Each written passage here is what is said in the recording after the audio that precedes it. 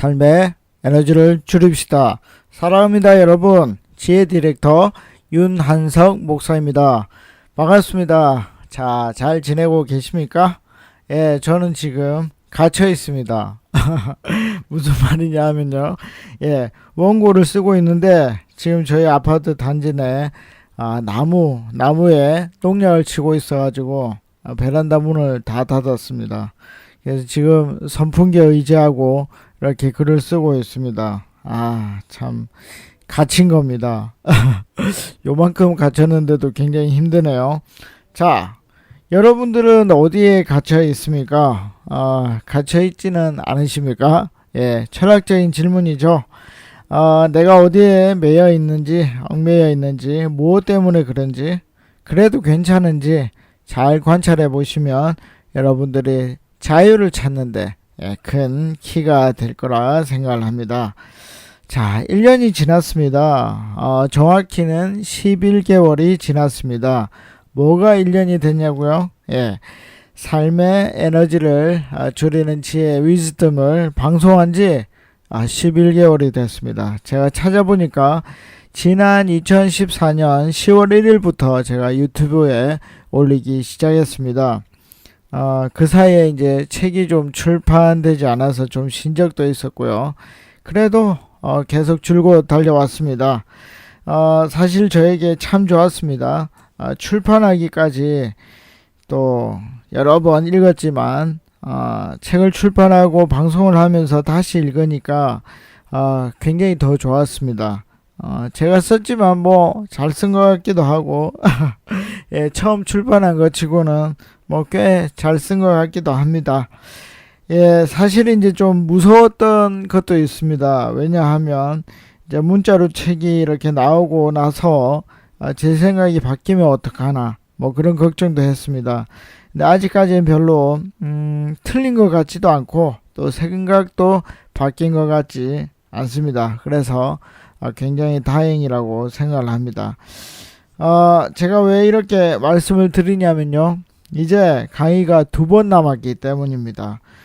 오늘 강의 그리고 다음 주 강의면 이제 이 삶의 에너지를 줄이는 지혜 위즈덤 강의가 이제 끝이 납니다.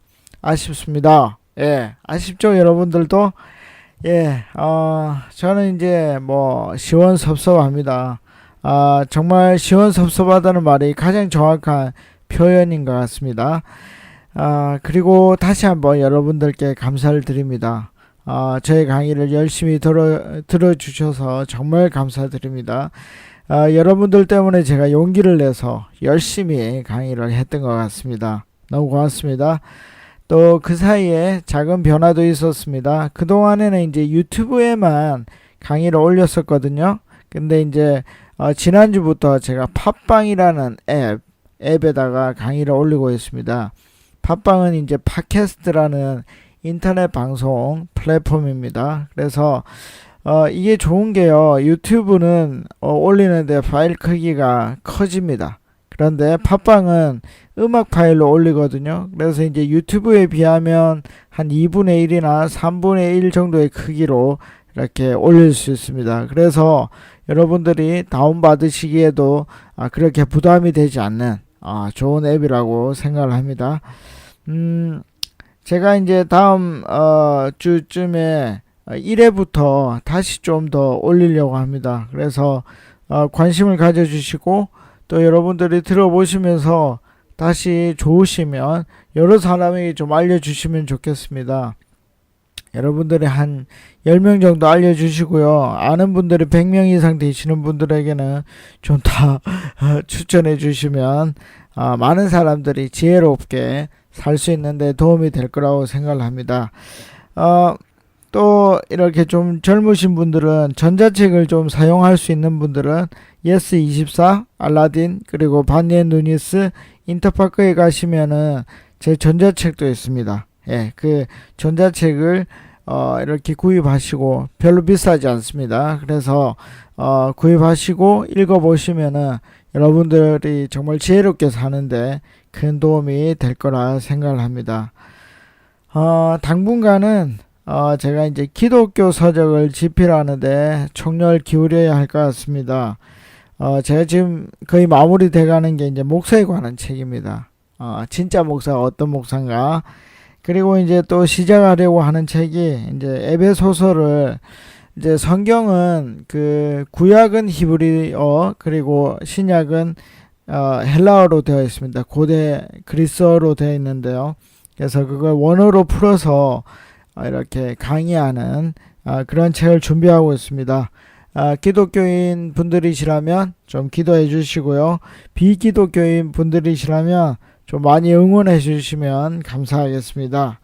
자, 이제 지난주 미션으로 들어가 볼까요? 한 가지 정책에 대한 생각을 갖는 게 미션이었습니다. 기억하십니까? 예. 아무도 저에게 이 정책에 대해서 물어보는 분들이 없었습니다. 그리고 또 따지지도 않았습니다. 묻지도 않았고 따지지도 않았습니다. 여러분, 그러면 안 됩니다. 우리가 정치적인 사람이 되어야 세상이 편안해집니다. 그리고 우리 자신들도 편안해집니다. 그래서 지난주에 제가 하나 이렇게 주목했던 정치적 이슈는 집입니다. 집. 최근에 이제 좀 재밌었던 일이 국회에서 재밌었던 일이 있었는데요. 최경환 부총리가 그 옛날에 이제 빚내서 집 사라고 했느냐 안 했느냐 가지고 국회의원들과 또 최 부총리 간에 설전이 있었습니다. 뭐 빚을 내서 뭐 사라고까지 했겠습니까? 어쨌든 그런 분위기로 몰아갔던 거죠. 지금 집을 사야 할 땐가? 저에게 만약에 물어보신다면 저는 아니라고 봅니다. 사실 이 이야기는 선대인이라는 사람 이름입니다. 선대인이라는 소장이 몇 년 전부터 했던 이야기입니다. 지금 한국의 집값은 너무 고평가되어 있다는 거죠. 좀 있으면 그 돈이 빠질 거라는 겁니다. 그러니까 조금 더 기다렸다가 사는 게 더 현명하다. 이렇게 말을 했습니다. 그런데 이제 정부에서는 사실 경기가 마음대로 잘 안 돌아갔죠. 그래서 경기 부양책으로 집을 살 것을 이렇게 권유했다고 생각을 합니다. 물론 그분들은 그렇게 안 했다고 하지만 그런 분위기는 분명히 만들었습니다. 그렇죠? 만약에 우리가 이제 일본을 따라간다면 일본이 그 이제 부동산 거품이 꺼졌듯이 우리도 상당히 떨어질 거라고 생각을 합니다. 그래서 전문가들에 의하면 지금 집값의 한 2분의 1 아니면 심지어 3분의 1까지도 떨어질 거라고 예상하고 있습니다. 재산이 많으신 분들은 좀 걱정이 되시죠? 근데 너무 걱정하지 마십시오. 전체적으로 집값이 떨어지기 때문에 집 가지신 분들도 뭐 당장 이제 실제로 몇 억이 없어진다 해도 이사를 간다거나 똑같이 가격이 빠진 집으로 옮기시는 데는 별 문제가 없다는 것입니다. 그래서 오히려 집에 묶여있던 돈이 이렇게 풀려서 경제가 돌아갈 확률이 더 높다고 그렇게 얘기를 하고 있습니다. 그러니까 너무 걱정하지 마십시오. 근데 이제 그걸 이제 재산으로 쓰고 싶은 분들은 좀 생각을 많이 해봐야 되겠죠. 자, 어쨌든 뭐 제가 경제 전문가가 아닙니다. 그래서 제가 들었던 얘기를 정리해서 말씀드리는 정도니까 너무 제 말을 믿지는 마십시오. 그래서 저는 이제 지난주에 집에 대해서 관심을 가졌고요. 그런 정책에 대해서 좀 관심을 가졌습니다. 제가 이 집에 대해서 관심을 갖는 것은 다른 이유가 아니라 하나님이란 신이 사람에게 공평하게 줬던 게 있습니다. 그게 뭐냐면 바로 땅이었습니다. 그래서 과거에 이제 이 땅은 삶의 기반이었거든요. 그래서 하나님이 공평하게 나눠준 겁니다. 사실 지금도 마찬가지입니다. 사람이 주거의 안정, 이 안정을 갖는다는 것은 삶에 있어서 아주 중요한 자산이라고 할 수 있습니다. 그래서 저는 이제 최소한 사람들이 먹고 입고 자는 문제는, 즉 주거의 문제가 안정되어야만 삶이 행복할 수 있다고 생각을 하고 있습니다. 그래서 먹고 입고 자는 것들은 자본주의 안에서도 너무 상품화돼서는 안 된다. 그런 생각을 가지고 있는 것입니다. 최근에 경실련에서 이런 주택 안정화 정책을 하나 펴고 있습니다. 경실련은 경제정의실천연합이라는 곳입니다. 경실련에서 이제 건물값만 가지고 주택을 이렇게 보급하려는 계획을 가지고 있습니다. 그래서 이제 주택협동조합을 조성해서 이제 땅을 나라에서 아니면 시에서 이렇게 50년 정도를 이렇게 임대를 합니다. 거기에다가 이제 아파트를 짓는 거죠. 그러면 50년간 장기 임대를 할 수 있는 그런 아파트를 만들 수 있다는 것입니다. 아직까지 이제 실현된 건 아니고요. 그런데 제가 쭉 그 정책을 들어보니까 전혀 불가능한 것은 아닙니다. 그래서 그들의 주장에 의하면 평당 한 600에서 700만 원 정도의 집을 임대해서 이렇게 실제 자기 집을 소유할 수 있게 만들 수 있다고 얘기를 합니다. 그러니까 700만 원 정도면 30평이면 한 2억 1천만 원 정도 되는 거죠. 그래서 그런 가격에 이렇게 집을 소유할 수 있는 겁니다. 괜찮은 계획인 것 같습니다. 잘만 시행되면 젊은 사람들이 또 돈이 그렇게 많지 않는 사람들이 안정된 주거 공간을 마련할 수 있을 것이라 생각을 합니다. 제가 바라는 것은 좀 더 이제 변화가 되어서 이 미국처럼 임대료 한 3개월 정도 그 정도 돈만 있으면 아파트를 구할 수 있으면 참 좋겠다는 생각이 듭니다. 자, 미국에 있을 때 한 18평 되는 아파트를 구했는데요. 그 월 임대료가 한 100만 원 정도 됐습니다. 그런데 제가 거기 들어갈 때 한 300만 원 정도만 디파짓 했거든요. 디파짓은 이제 보증금 개념이죠. 그래서 정말 300만 원 정도만 가지고 이렇게 뭐 괜찮은 아파트에 들어갔던 것 같습니다. 이제 거기 미국은 이제 임대 아파트를 체계적으로 관리하는 회사가 있습니다. 그래서 그들이 그런 아파트 사업을 하면서 이제 돈 없는 사람들, 돈이 많지 않는 사람들이 일시적으로 이제 기가할 수 있도록 그렇게 만들어 줍니다. 물론 이제 계속 있을 수도 있습니다. 그러나 조금만 돈이 모이게 되면 자기 집을 구할 수 있으니까요. 왜냐하면 그쪽은 이제 모기지 같은 것들이 발전이 돼 있어서 그렇게 집을 구하는데 너무 어렵지는 않습니다. 그러니까 어느 정도 일정한 보증금만 있고 신용 정도만 있으면 자기 집을 구할 수 있기 때문에 그 아파트에서 사는 것이 굉장히 도움이 된다고 할 수 있습니다. 그런 식으로 좀 우리나라도 발전해 가면 젊은 사람들이 결혼하고 또 아이 낳고 하는데 굉장히 도움이 될 거라 생각을 합니다. 자, 이제 저의 생각을 대충 아셨죠? 그러니까 큰 돈을 가지지 않고서도 사람답게 살 수 있는 주택 정책을 발표하는 당이나 후보가 있으면 저는 어떻게 하겠습니까? 그 사람에게 투표하겠죠. 그래서 이런 정책에 대한 생각을 갖는 것이 여러분들이 훨씬 더 좋은 판단을 하는데 도움이 될 수 있을 거라 생각을 합니다. 자, 이제 오늘 다루어야 될 주제입니다. 원수 사랑의 문제입니다. 원수 사랑. 정말 어려운 주제입니다. 죄 많은 인간들이 어떻게 원수들을 사랑할 수 있을지 참 고민도 되고 또 어떻게 보면 재미있는 주제라고도 볼 수 있겠습니다. 그래서 이제 처음에는 제가 원수를 사랑하는 법이라고 이렇게 제목을 달려고 했지만 그냥 원수를 대하는 법, 원수를 만났을 때 나는 어떻게 할 건가, 그거에 대해서 강의를 하려고 합니다. 자, 먼저 이제 우리가 해야 될 게 뭐냐면 원수에 대한 개념을 정리하는 게 굉장히 중요합니다. 도대체 원수는 뭘까요? 잠언이 말하는 원수, 그리고 성경이 말하는 원수에 대해서 좀 이야기를 해보고 싶습니다. 잠언 25장 21절에 가보면 이런 말이 나옵니다. 내 원수가 배고파 하거든 음식을 먹이고 목말라 하거든 물을 마시게 하라. 그리하는 것은 핀 숯을 그의 머리에 놓는 것과 일반이요 여호와께서 내게 갚아 주시리라. 자, 재밌는 표현이죠. 아니, 원수가 배고프고 있는데 그게 얼마나 꽃입니까, 그렇죠? 근데 음식을 주라는 겁니다. 그리고 목말라 하면 오히려 물을 주라는 겁니다. 참 이상하죠.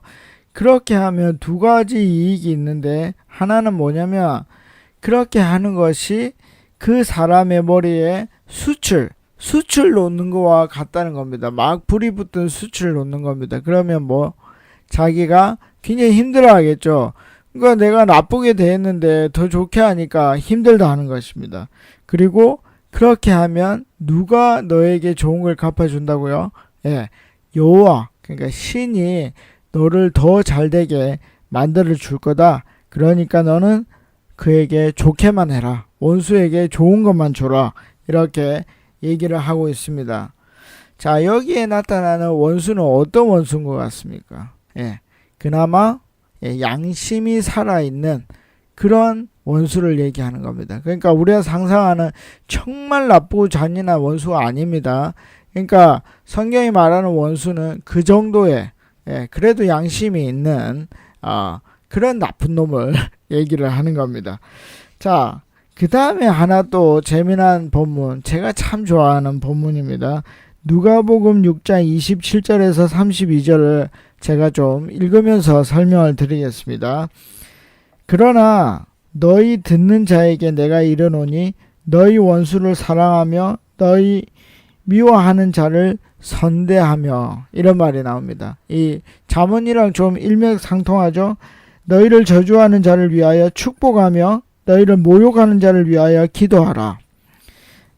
너의 이 뺨을 치는 자에게 저 뺨을 돌려대며, 어디서 많이 듣던 말이죠. 예, 내 겉옷을 빼앗는 자에게 속옷을 거절하지 말라. 그러니까 속옷까지 주라는 겁니다. 내게 구하는 자에게 주며 내 것을 가져가는 자에게 다시 달라 하지 말며, 남에게 대접받고자 하는 대로 너희도 남을 대접하라. 너희가 만일 너희를 사랑하는 자만 사랑하면 칭찬받을 것이 무엇이냐? 죄인들도 사랑하는 자는 사랑하느니라. 이렇게 말을 했습니다. 굉장히 재미난 얘기입니다. 자, 그러니까 여기서 나오는 원수들은 뭐 뺨 좀 때리고 옷이나 좀 훔쳐가고 뭐 그런 사람들입니다. 그러니까 성경에 쭉 다 살펴봐도 정말 극악무도한 그런 원수에 대한 이야기는 없습니다. 우리가 이제 일반적으로 성경에서 말하는 원수들은 적 정도 되고 정말 나쁜 도둑놈? 그 정도 된다고 보면 되겠습니다. 그래서 그들에게는 양심이 살아있기 때문에 어떻게 하라고요? 잘 대해줘라. 그러면 오히려 하나님이 너를 칭찬하고 그들이 안절부절 못할 거다. 이렇게 얘기를 하고 있습니다. 그런데 말이죠. 극악무도한 그런 원수들은 어떻게 할 것인가? 여러분, 일단 결론부터 말씀드리면 저도 아직 확실히 결론을 내리지 못했다 하는 것입니다. 여러분, 조두순 사건 아시죠? 조두순 사건. 자세히 설명하지는 않겠습니다. 너무 나쁜 거니까요. 그런데 만약에 내 자녀 중에 그런 일을 당했다면 우리 용서할 수 있겠느냐 하는 것입니다. 그들을 선대하며 사랑을 베풀 수 있겠느냐 하는 것이죠. 정말 어려운 부분입니다. 특히 이제 본인이 당하지 않고 가족이나 자녀가 당했을 때, 그렇게 나쁘게 당했을 때 아빠로서 엄마로서 어떻게 하겠는가 아직 잘 모르겠습니다. 그게 저의 지금 입장입니다. 사실 이제 이런 문제는 제가 이제 21살 때부터 고민했던 부분입니다. 제가 21살 때 인생이 처음으로 많은 책을 읽었습니다. 제 속에 이제 그 상한 감정을 치유하기 위해서 상당히 많은 책들을 읽었습니다. 상담 심리에 대한 책들을 많이 읽었습니다. 그때 책을 읽으면서 놀라운 깨달음이 하나 생겼는데요. 그것은 세상에 어떤 나쁜 일도 극복이 되면 놀라운 자산이 된다는 것을 깨닫게 됐습니다. 그래서 이제 더욱 이제 그런 일들을 허락하신 신을 신뢰하게 되었던 거죠. 그런데 그때도 이제 가장 힘들고 또 정말 풀리지 않는 문제가 성폭행에 대한 부분이었습니다. 그러니까 어떤 사람이 성폭행을 당했을 때 도대체 어떤 나중에 좋은 일을 겪게 하시기 위해서, 그러니까 일반적으로 신은 그 사람이 그 어려움을 통과해서 정말 멋진 사람이 되라고 하는 건데, 이 성폭행은 도대체 어떤 좋은 걸 주기 위해서 이렇게 어려운 시험을 주시는가, 정말 이해가 잘 되지 않았습니다. 특히 자기 그 당한 사람의 삶에서만 국한을 한다면 도저히 이해가 될 수 없는 것이죠. 혹시 이 문제에 대해서 여러분들이 좋은 답을 가지고 계시다면 저한테 알려주시면 저는 정말 감사하겠습니다. 그때도 정말 쉽지 않았고 지금도 저에게는 쉽지 않는 부분입니다.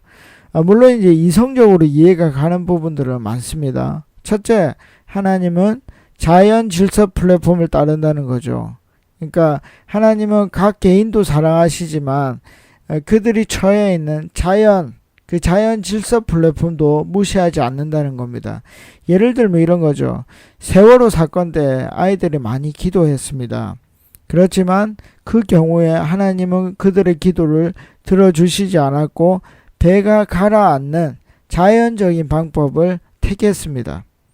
네, 그렇게 된 겁니다. 그래서 그 경우에는 초자연적인 배가 들려 올려지는 그런 기적을 베푸시지 않고 그냥 자연 질서 플랫폼을 따라서 그들이 죽는 길을 택하게 된 것입니다. 그래서 하나님이 자연 질서를 이렇게 존중하신 거죠. 먼저 첫 번째 이유는 그런 겁니다. 두 번째로는 인생이 만약 이 세상에서 끝난다면 피해당한 사람에게는 정말로 아무런 의미가 없는 그런 안 좋은 일입니다. 그러나 이제 기독교적으로 보면 이 생이 끝이 아니거든요.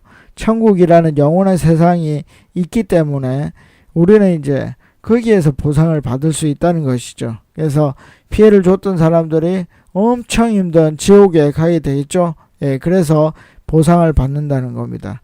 이제 마지막으로는 피해를 당한 그 사람 이외에 다른 사람들에게 교훈을 또 줄 수도 있다는 것입니다. 뭐 부모들에게나 주위 친구들에게나 그 사건을 보는 모든 사람들에게 신이 던지고자 하는 메시지가 있다는 것이죠. 물론 그러나 이것 때문에 한 개인을 희생해야 되는가? 정말 쉬운 문제는 아닙니다. 그래서 이런 세 가지 이론 때문에 대략적으로 해결이 됐지만 아직까지도 완전히 해결되지는 못했다 하는 말씀을 드립니다. 그럼 여기에서 중요한 질문이 하나 있습니다. 자기 가족을 죽인 사람들, 그 사람들을 그러면 진심으로 사랑한 사람들은 한 명도 없는가?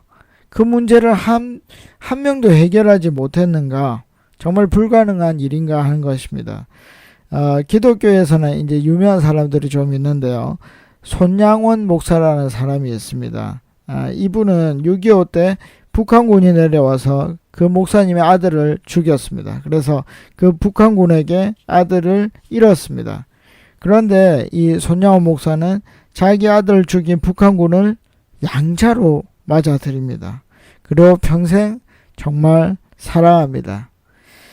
여러분, 이게 이해가 되십니까? 이해하기 어렵지 않습니까? 예, 참으로 이해하기 어려운 부분입니다. 그래서 사람들은 그게 가식이라고, 그렇게까지 목사님 가식 안 해도 됩니다. 뭐 그렇게까지 사랑하려고 하십니까? 그건 정말 가식입니다. 이렇게 말을 했습니다. 또 어떤 사람은 손양원 목사 미쳤다고까지도 말을 했습니다. 뭐 이해가 되는 부분이죠.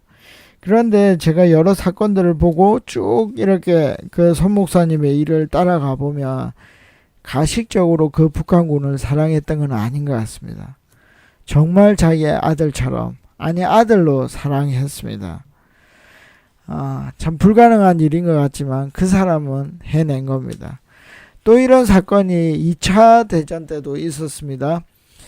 독일군에게 부모를 잃은 그리고 또 독일군 수용소에서 자기 언니를 잃은 코리텐 붐이라는 사람이 있습니다. 이 사람은 네덜란드 사람입니다. 다른 가족들은 이제 2차 대전 중에 다 죽고 자기만 이제 살아남아서 나중에 이제 하나님을 전하는 전도자가 되었습니다. 하루는 이제 이 고리된 봄이 어떤 모임에서 복음을 막 전하고 있었습니다. 그런데 어떤 한 신사가 자기에게 나와서 자기도 하나님께 용서받을 수 있겠습니까? 라고 고리된 봄에게 물었습니다. 당연히 당신도 하나님께 용서받을 수 있음이 다 하려고 하는데 그 신사의 얼굴을 보게 된 겁니다. 그랬더니 그가 누구였습니까? 예, 수용소에서 자기의 언니를 괴롭히고 죽였던 그 간수였습니다. 여러분, 고리된 봄이 그 사람을, 아니, 그 사람이 아니죠. 그 짐승 같은 놈을 용서할 수 있었을까요? 여러분 어떻게 생각하십니까? 다행히 고리된 봄은 그 사람을 진정으로 사랑하고 용서하게 되었습니다. 여러분 굉장히 재밌는 부분입니다. 상당히 많은 사람들, 하나님의 사랑을 알고 있는 그리스도의 사랑을 알고 있는 많은 사람들이, 생각보다 많은 사람들이 원수를 진정으로 사랑했습니다. 그리고 그들에게 진정한 용서를 선포했습니다. 그러니까 이게 정말 불가능한 일은 아닌 겁니다. 제가 이제 말하는 뉘앙스를 봤을 때 원수를 사랑한다는 일이 쉽다고 얘기를 하는 게 아니라는 거 아시겠죠? 그리고 실제로 원수를 용서하고 사랑했던 사람들은 극소수입니다. 그러니까 정말 어려운 겁니다. 정말 어려운 겁니다. 그런데 중요한 것은 그 원수들을 진정으로 사랑하는 사람들은 뭘 얻은 거죠? 온전한 자유를 얻은 겁니다. 자유를 누린 겁니다. 원수를 사랑했기 때문에 그들은 진정한 자유를 얻었던 거죠. 제 책에 보면 기독교인들이 원수를 사랑하는 방법들이 나와 있습니다. 여러분들이 좀 참고하시면 원수를 사랑하는데 좀 도움이 될 것입니다. 그리고 원수를 사랑하게 되면 여러분들은 정말 참 자유를 얻게 될 것입니다. 자, 이제는 좀 일반적으로 나쁜 놈들에 대한, 나쁜 원수들에 대한 이야기를 좀 해봅시다. 그러니까 극악 무도한 나쁜 놈들은 아닙니다. 그냥 저 사람 나에게 원수다, 적이다, 그 정도 하는 그런 사람들에 대한 이야기를 하려고 합니다. 자, 그러면 어떤 사람들이 나에게 원수일까요? 제가 한 3가지를 말씀드릴 테니까 여기에 하나라도 해당되면 걔는 원수입니다. 자, 첫째, 그 사람과 대화할 때 그 사람의 얼굴을 보고 대화할 수 있겠는가 하는 것입니다. 얼굴을 보고 대화할 수 있으면 껄끄러워도 그 사람은 원수는 아닙니다. 그런데 도저히 얼굴을 보고 이야기를 할 수 없으면 걔는 원수가 맞습니다. 둘째, 하루에 3번 이상 그 사람이 한 나쁜 행동이나 말이 나에게 떠올라서 나의 일을 못할 정도가 되면 그 사람은 원수가 맞습니다.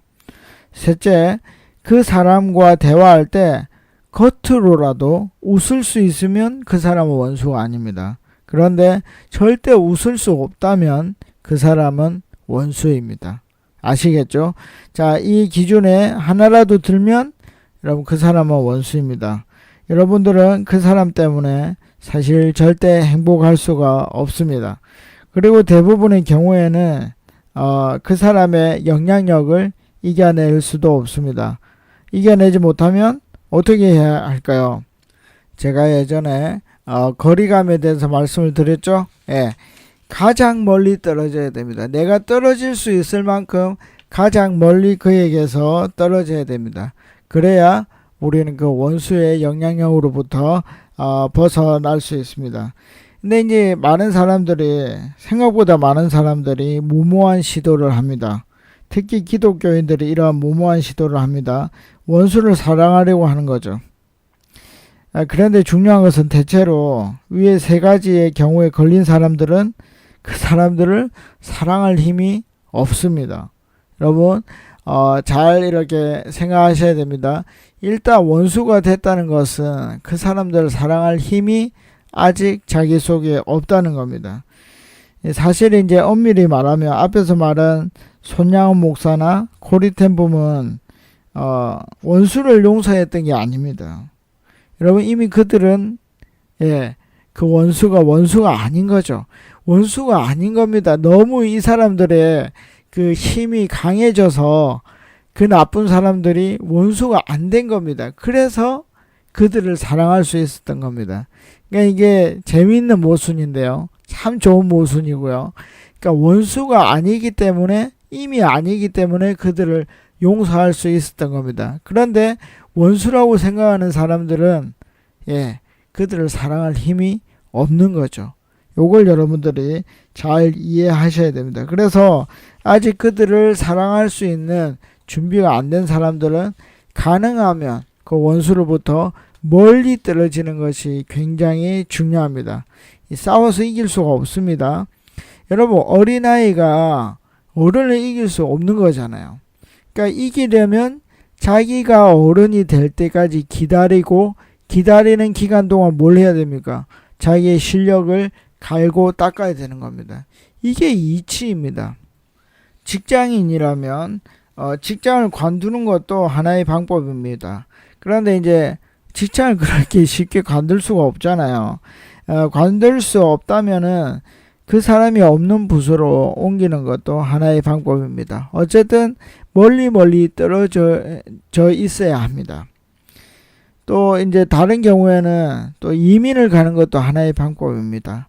예전에 시랜드 사건이 있었습니다. 그래서 이제 한국이 싫다고 호주로 이민 간 예전에 국가대표 선수도 있었습니다. 그러니까 이것도 하나의 방법이 되는 겁니다. 만약 원수가 부모라면은 이 부모 중 한 명에게서 도움을 받아 나머지 한 명과 접촉을 최대한 안 하는 것도 지혜로운 일입니다. 만약에 이제 둘 다 이상한 부모라면 선생님이나 목사님들 이런 분들과 의논해서 떨어질 수 있는 데까지 떨어지는 것이 중요합니다. 이제 슬프지만 살아남기 위해서 떨어지는 것입니다. 이것은 이제 입원하는 것과 같은 겁니다. 여러분, 병이 심하게 걸리면 어떻게 하죠? 격리를 합니다. 여러분, 격리된다고 해서 부끄러운 일이 아니죠. 입원한다고 부끄러운 일은 아닙니다. 여러분, 폐렴에 걸렸는데 아니야, 나는 나약하지 않아, 나약하면 안 돼, 나는 어떤 사람의 도움도 받지 않을 거야, 진정으로 강한 사람은 혼자 이겨내야 돼, 그러면서 폐렴을 견디는 사람은 없습니다. 그렇죠? 만약에 그렇게 한다면 그 사람은 이상한 사람입니다.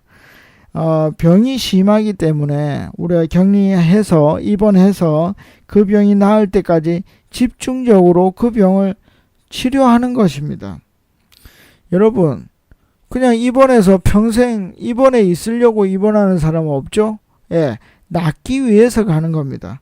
그래서 원수들로부터 떨어지고, 그래서 약간 세상과 분리되는 그것이 나쁜 것이 아닙니다.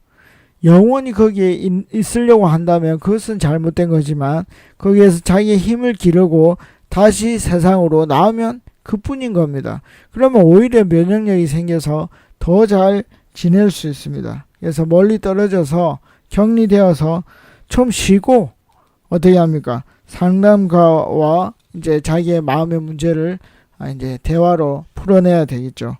그래서 깊이 상담하고 스스로 치유할 수 있는 길을 찾아야 됩니다. 그러면 강해질 수 있는 겁니다. 원수라고 생각이 들면 일단 떨어져서 좀 쉬고, 그리고 강해진 다음에 다시 그들이 있는 곳으로 돌아가면 되는 것입니다. 자, 이제 마지막으로 이제 강해져서 원수를 갚는 방법에 대해서 한번 생각을 해보려고 합니다. 그 원수에 대한 부정적인 감정, 그 감정을 자신을 발전시키는 긍정적인 에너지로 좀 전환하라는 것입니다. 정말 때려 죽이고 싶은 그런 어떤 에너지가 있다면 충분히 그걸 긍정적으로 극대화해 나갈 수 있다는 것이죠. 그 연세대학교의 교육학과에 보면 이성호 교수라는 분이 있습니다. 이분이 늘 하는 말이 있습니다.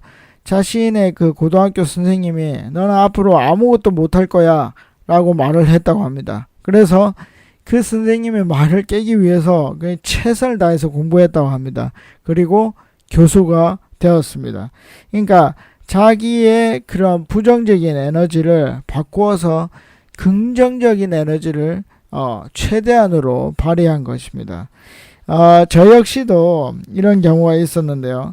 이제 기독교인들은 주일 성수라는 게 있습니다. 그 주일 성수가 뭐냐면 일요일을 하나님을 위해 거룩하게 지키는 겁니다. 그래서 뭐 일을 하지 않는 거죠. 근데 이제 선생님이 이제 일요일 날 하는 자율학습에 참석하라고 했습니다. 많이 배려해서 오후에라도 참석하라고 했습니다. 근데 제가 제 신앙 때문에 안 된다고 얘기를 했습니다. 몇 번 이제 거부를 한 거죠. 그랬더니 이제 선생님이 굉장히 부정적인 말을 하시면서 저를 힘들게 했습니다. 그리고 이 뒤끝이 완전 장렬해서요. 고3 때 누구나 이제 하는 진학 상담 시간이 있었는데 저만 딱 빼고 안 하는 겁니다. 그래서 제가 이제 찾아갔더니 너는 내 말을 듣지 않았으니 나도 너를 소외시키는 거야. 이렇게 말을 한 겁니다. 그리고 이성우 교수한테 말했듯이 너는 앞으로 아무것도 못할 거야. 이런 식으로 말을 했습니다. 저 역시 어떻게 했겠습니까? 예, 열심히 공부했고 치열하게 공부했습니다. 뭐 몸이 상할 정도로 공부를 했습니다. 그런데 저희 선생님 말에 의해서 한 게 아닙니다. 그런 부정적인 에너지를 긍정적인 에너지로 바꿔서 제가 커가는 데 힘을 쏟은 겁니다. 여러분, 지혜로운 복수가 뭘까요? 그것은 바로 자기를 발전시키는 것입니다. 나를 저주한 그 사람의 말이 틀렸다는 것을 증명하는 것입니다. 물론 그게 증명하는 것이 아니라도 그 분노 에너지를 어떻게 해요? 자기에게 좋은 긍정적인 에너지로 바꾸어서 쏟아붓는 겁니다. 그러면 분명히 좋은 결과가 있습니다. 뭐 눈에 드러나는 그런 결정적인 성공이 아니라 할지라도 그 에너지 덕분에 여러분들은 한 단계 자란 또 뭔가를 이룬 사람이 될 수 있습니다. 그러나 원수가 했던 부정적인 말에 얽매여서 항상 부정적인 생각만 하고 있다면 그 사람은 정말로 아무것도 이룰 수 없는 겁니다. 정말 그 저주가 힘을 얻어서 그 사람이 정말 안 좋은 쪽으로 나아가게 되는 그런 발판을 마련하게 도와주는 꼴과 같습니다. 그래서 그런 부정적인 말을 들었을 때 빨리 정신을 차리고 자신이 할 수 있는 그런 에너지를 찾아서 긍정적인 일에 쏟아 부어야 됩니다. 그게 지혜롭게 원수를 갚는 일이라 하는 것입니다. 빅토르 안에 대한 이야기를 하려고 합니다. 빅토르 안이 누굽니까? 안현수 선수입니다. 안현수 선수는 우리나라 빙상 쇼트랙에서 간판 스타였습니다. 그러나 이제 알려지기로는 계파 싸움 때문에 밀려서 국가대표에서 떨어지게 됩니다. 그러니 안현수 선수가 할 수 있었던 것은 아무것도 없었습니다. 여러분, 아무것도 할 수 없는 최고의 선수 어떻게 해야 되겠습니까? 그는 멀리 떠났습니다. 원수들이 있는 한국에 있지 않고 러시아라는 먼 타국으로 떠났습니다. 멀리 떠나서 뭘 했겠습니까? 자신을 치유하기 시작했습니다. 그리고 그 치유가 끝나자 부정적인 에너지를 바꿔서 초긍정적인 에너지를 쏟아부어서 2014년 소치 동계올림픽에서 금메달 3개를 따게 됩니다. 놀라운 일입니다. 이거는 역사상 최다의 금메달입니다. 그 동계올림픽에서 총 금메달 6개 딴 사람은 안현수밖에 없습니다. 그는 놀라운 성공을 이루어낸 겁니다. 여러분, 원수를 만나면요, 정말 기분이 나쁩니다. 완전 기분이 나쁩니다. 심지어 죽고 싶다는 생각까지 들 수 있습니다. 하지만 그때 끝을 생각해 보는 겁니다. 내가 정말 이 원수를 미워하고 싫어해서 내 삶을 엉망으로 만들면 내 끝에는 어떤 일이 벌어질까? 그럼 나는 어떤 마음이 들까? 깊이 생각해 보는 겁니다. 그러면 뭐죠? 그러면 안 되겠다. 그러면 내가 오히려 망하는 길이구나. 그런 것을 알게 되는 것입니다. 그래서 원수 때문에 엉망이 된 삶을 살지 마시고 뭐죠? 끝을 생각하면서 끝에 후회하지 않기 위해서 지금 내가 할 수 있는 그 긍정의 에너지를 내가 좋아하는데 막 쏟아붓는 겁니다. 그 쏟아부으면 분명히 좋은 결과가 있을 수밖에 없는 것입니다. 저를 저주했던 그 선생님을 제가 고향에서 어떤 마트에서 만났습니다. 여러분, 근데 그분이 참 별로 좋아 보이지 않았습니다. 이 미간에 주름도 깊이 파여 있었고 아마 좋은 얼굴이 아니었습니다. 여러분, 제 얼굴도 못 알아봤습니다. 참 안타까웠습니다. 그리고 특히 이제 제가 이제 어른이 되었잖아요. 어른이 되어서 생각을 해보니까 그 20살도 안 된 아이한테 삐져가지고 나쁜 말을 쏟아붓고 그렇게 한 옹졸한 어른이 참 불쌍하다는 생각이 들었습니다. 왜요? 이제 제가 괜찮은 어른이 되었기 때문입니다. 여러분, 이것이 원수를 이기는 방법입니다. 남이 하는 저주에 얽매이지 말고 자신의 삶을 잘 발전시켜서 그게 끝에 가서 승리할 수 있도록 만드는 것이 굉장히 중요합니다. 여러분, 제가 앞에서 많은 예를 들었습니다. 빅토르 안도 얘기를 들고 그것은 최대치입니다. 절대 이 길이 쉬운 길은 아닙니다. 여러분, 누구나 그렇게 될 수 있습니다 하면 참 좋죠? 근데 누구나 그렇게 될 수는 없습니다. 그러나 이렇게 부정적인 에너지를 긍정적인 에너지로 바꾸어서 자기의 삶에 쏟아부으면요, 자기만이 가질 수 있는, 자기가 만족할 수 있는 그런 성취는, 그런 이김은 반드시 이루어낼 수 있습니다. 그것이 바로 원수를 보기 좋게 이기는 그런 길이 되는 것입니다. 여러분, 절대 원수들의 그런 부정적인 말에 신경 쓰지 마시고 그 신경 쓰는 순간에 여러분들의 삶의 에너지는 술술술술 빠져나갑니다. 오히려 여러분들이 힘을 내서 그 에너지를 한 곳에 집중을 시키면 여러분들은 반드시 소기의 목적을 달성하고 또 성공하는 삶을 살 수 있을 것입니다. 자, 미션이 있습니다. 내게 원수라고 생각될 만한 사람들은 누구입니까? 한번 체크해 보십시오. 그리고 그에게서 벗어날 수 있는 방법은 무엇일까 생각을 해 보십시오. 그리고 나는 그에게서 벗어나서 어떻게 건강한 나의 자아를 찾을 것인지 생각해 보십시오. 그리고 무엇을 발전시켜서 그를 이길 것인가 생각해 보시면 좋겠습니다. 여러분들이 혹시 생각할 때 어려우시면 저에게 상담 메일을 주시면은 제가 아는 만큼 말씀을 드리도록 하겠습니다. 자, 다음 주는 마지막입니다. 다음 주는 꿈에 대한 이야기를 하려고 합니다.